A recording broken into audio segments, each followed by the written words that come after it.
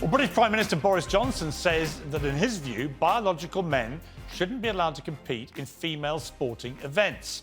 I agree, and I don't actually think it's a controversial statement.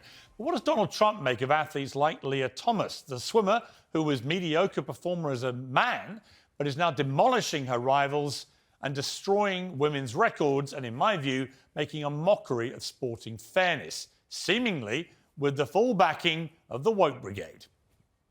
Right now, and how much do you think the cancel culture woke debate is now beginning to really damage the Democrats? And I'll give you the example that's been raging recently, this whole issue of transgender athletes in sport, for example, in women's sport. Leah Thomas, the swimmer.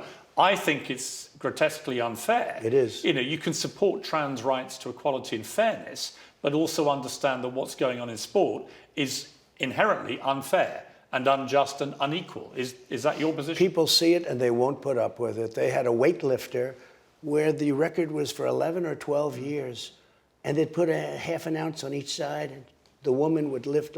A guy comes along and breaks the record by numbers that you wouldn't. Boris Johnson came out recently and said he would ban biological males, people born with biological male bodies who transition. He would ban them from then competing in women's sport. Good. Do you agree with that? I do. I agreed with it long before anybody else. I think it's ridiculous, and it's sad, and it's bad for the Democrats because they're not going to do that. One of the big questions being put to lots of politicians right now is, what is a woman?